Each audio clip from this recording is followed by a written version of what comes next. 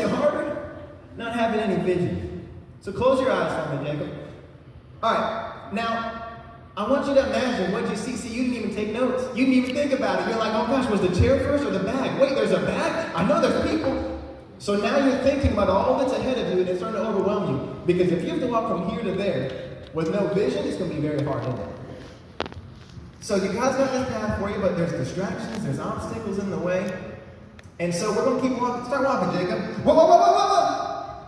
No, don't open your eyes. You're cheating. You got to keep it closed. Keep it closed.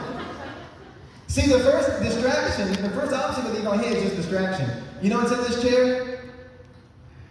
This little 4-inch screen that some of you spent way too much time on this week.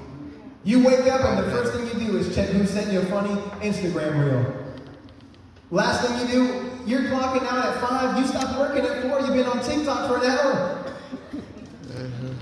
And you wonder, why, God, haven't you given me the promotion? Well, you haven't earned it. And sometimes it's not even that the devil's tempting you with sin. See, that's going to come later, Jacob. But the devil's not even tempting you with sin. He's just tempting you to just sit down and give up. Just stay here for a while. Hey, life's too busy. We need to slow things down, don't we? But you got to overcome that obstacle. Come on, keep walking, Jacob. See, now the obstacle's out of the way.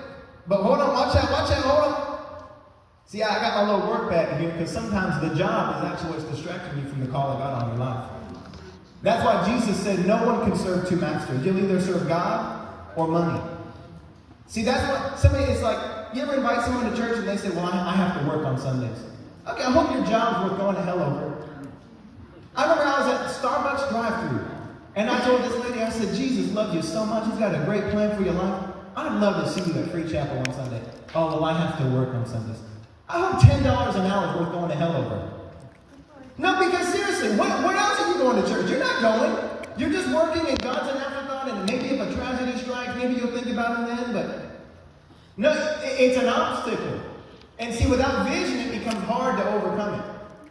And see, right now, Jacob's thinking, am I going to step over it? Am I going to step around it? Because once you hit enough obstacles, you actually become afraid to even take another step. And some of you, that's what's happened in your life. There's a vision, there's something God's put in your heart, but you've encountered too many obstacles, you've encountered too many stop signs, you've encountered the wrong people too many times, that it's like, I'm not going to keep going. Every time I try to serve God, things get worse. No, you're just overcoming obstacles. We're going to kick that one out of the way, Jacob. You walk up on the right path. All right, now I want you to open your eyes. Because this right here is be the last thing that'll get you. See, all these friends right here, see, you know you're saved, Jacob. You know you're making holy. You know you're living right. But all these